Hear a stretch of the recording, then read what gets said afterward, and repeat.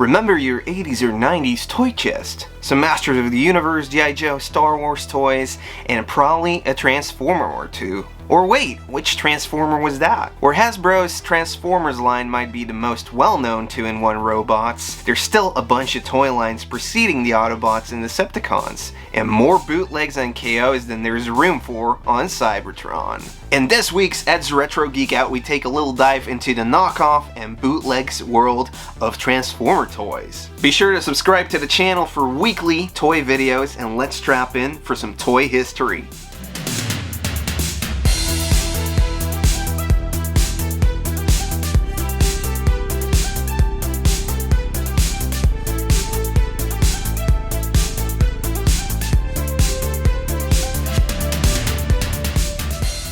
It might not come to you as a surprise, but a transforming robot wasn't invented by Hasbro. The die-cast metal toy version of Ray Dean, released by Popey in 1975, was actually the first transforming robot ever made. When the 5-inch tall die-cast Poppy Ray Dean was brought to the US as part of the Shogun Warriors toy line by Mattel in 1978, American kids finally got their hands on their first Transformer, or 2-in-1 warrior. The whole 2-in-1 concept is somewhat derived from Japanese culture, where they viewed the supernatural power of transformation as part of their heritage. Apparently, when an inanimate object reaches 100 years of age, it can be possessed by a demon or spirit that can change into shapes.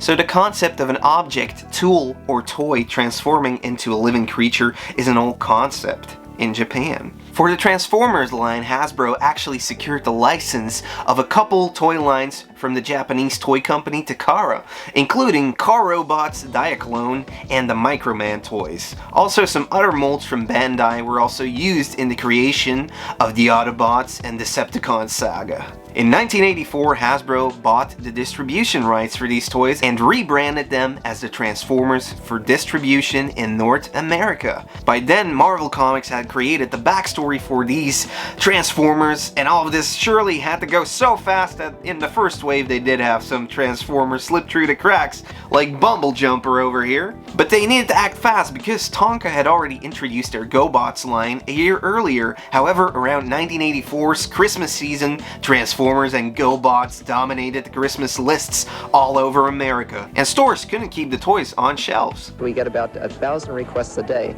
and whenever we do get stock, we're sold out within 2 or 3 days, and it's another 5 or 6 weeks before we're able to get them in again. So other companies stepped in for a piece of the action, and it wasn't easy for Hasbro to do damage control. After all, these molds were already existing, so bootleg companies were able to quickly produce these to meet the market's demand. Oftentimes, the Hong Kong bootlegs were on the same shelves as the real deal. Some bootlegs even preceded the official Transformers release, like Reflector. It seems like the battle was now between Transformers and the look-alike Transformers.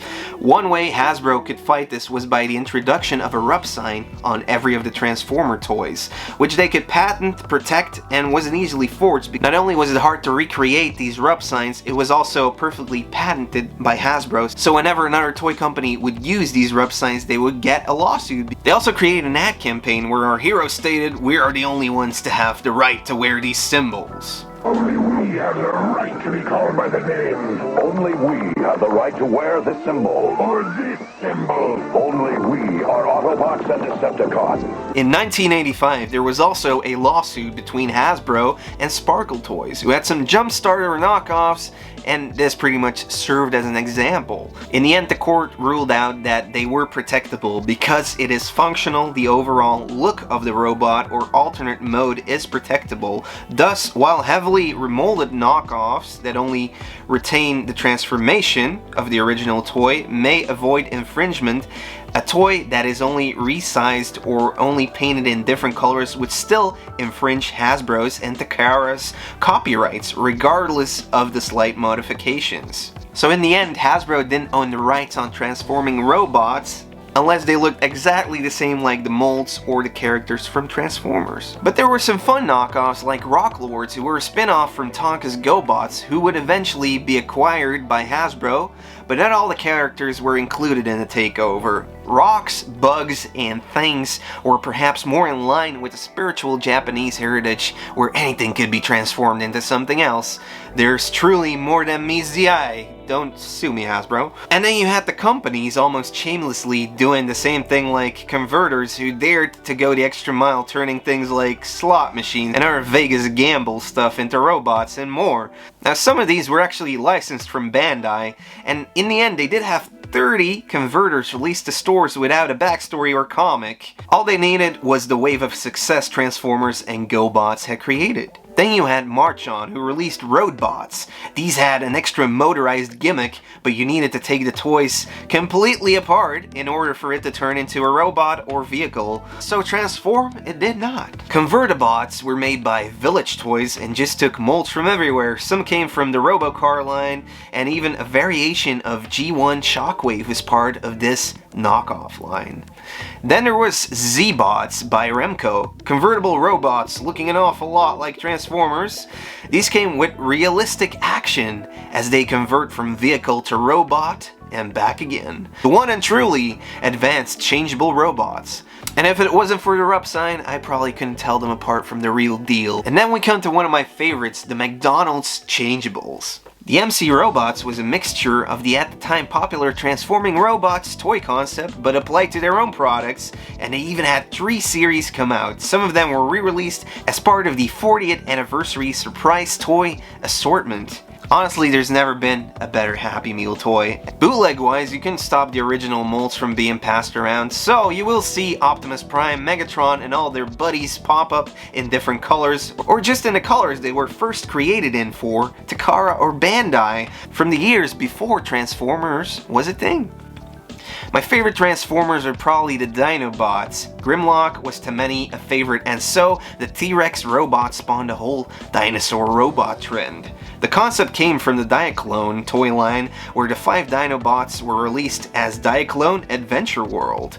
Apart from the original blue metal parts that got replaced with another color, this time red, the toy is still the same, although we did miss out on the original villain in the Adventure World line, the Machine Dragon. This thing looks pretty cool, doesn't it? Next to the straight up bootleg Transformer? What? Transformer?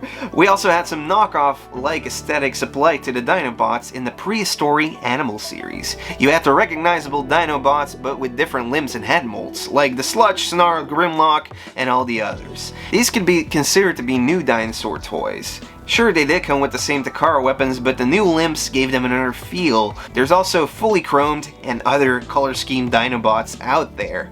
In the end, the pit of licensed and unlicensed Takara transforming robots is truly endless. You always learn a bit more each time you look down the vast abyss that is bootlegs and knockoffs. And then we didn't even get into all the toys that were licensed by Takara to other toy companies all over the world, because the molds were only licensed to Hasbro for the North American and European markets. Be sure to subscribe to the channel for weekly toy videos and transform the notification bell into on.